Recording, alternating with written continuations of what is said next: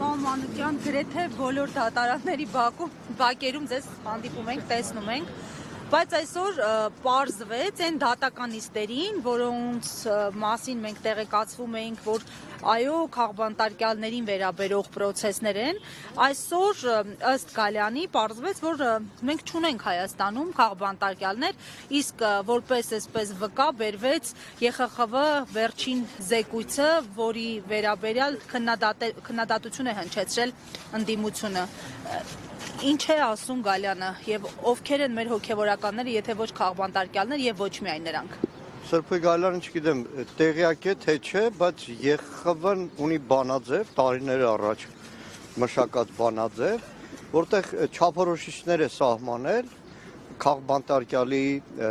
ընդհանրապես այդ կարգավիճակի հետ կապված եւ այսօր անազատության մեջ գտնվող բոլոր քաղաքական պատճառներով հետապնդվողները ամբողջությամբ տեղավորվում են ԵԽԽՎ-ի այդ բանաձևով հստակ է որ քաղբանտարկյալ են։ Սրբի Գալյանը եթե ասում է որ քաղբանտարկյալ չկա, մի հատ թող քրեակատարողական վարչության պետից իր ենթակայից հարցնի 3 օտարերկրացի պատվիրակները Բագրատ Սրբազանի հետ ԱԱԾ մեկուսարանում բա ինչի էին հանդիպում։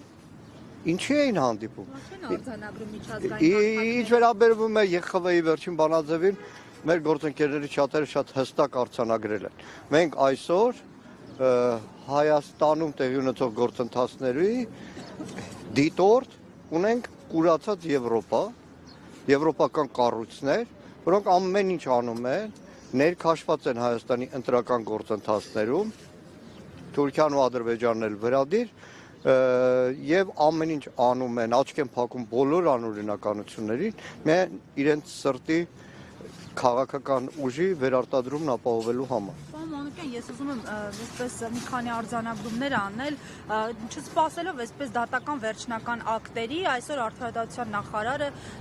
տարբեր հանցանքներում մեղադրեց նաև մեր հոգևոր հայրերին, կարծեմ ահաբեկչության մեջ, սովորական հանցագործներ դարձրեց, այսպես ասած։ Օրինակ Բագրատ Սրբազանի եւ 18 արդարների դատի, տեսեք արդեն քանի դատական նիստ է Բագրատ Սրբազանը ասում է քննչական կոմիտեի նախագահ Սուտասան է կամ պետք է ապացուցի որ Սրբազանի ձեռքով հեղաշրջման պլան է մշակվել կամ էլ եթե չի ապացուցում Սուտասանը ներողություն պետք է խնդրի։ Նույնը վերաբերում է գլխավոր դատախազին, որ ազգային ժողովը մեր գործընկեր Արթուր Սարգսյանի դեմ քրեական գործ հարուցելու հարցի միջնորդության ժամանակ բազմաթիվ ստեր ասել։ Բազմաթիվ ստեր քննչական ամբողջ մարմինները դարել են ստախոսության եւ նաեւ իշխանության ձեռը ռոպագանդայի գործիք։ Կհիշեք Սրբազանի ձերբակալման, մյուսների ձերբակալման ժամանակ խոսում են ինչ-որ աստղիկներ, որոնցով անիվներ են պայթելու։ Այդ աստղիկները մնացին երկնքի աստղերը պարզապես։ Նայեք, ուղղակի այլևս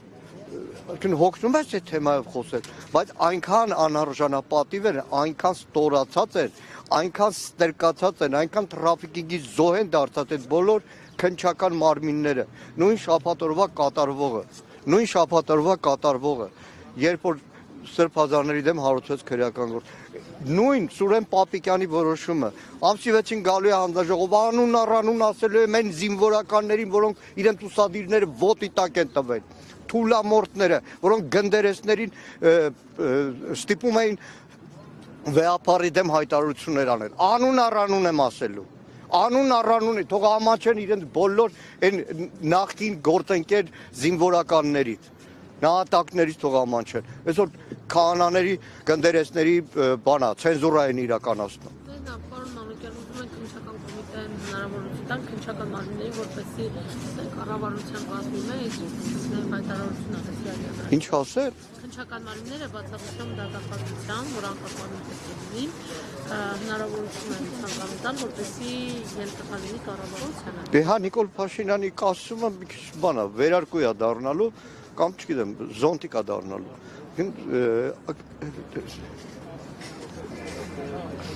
Չգիտեմ, այլևս որևէ բանական բան չկա, նայեք, որևէ բանական բան չկա այլևս, որ մեկը հիշեցնես, եկեղեցու գործերի դատական ակտով, այսինքն պայմանական ասեմ, դաշնակցությունից ինձ հեռացնում են։ Ես դատի եմ տալիս դաշնակցություն, մեղադրանք Տեր Աստված, դատի եմ տալիս դատարանը որոշում է, որ չէ Գեգամ Մանուկյանը դաշնակցության անդամ է։ Ավելի խելագար ու մեղքեր, այդ մարդկանց, այդ դատավոր քննիչ, դատախազ մեղքի տակ են մտցնում ինչե վեր։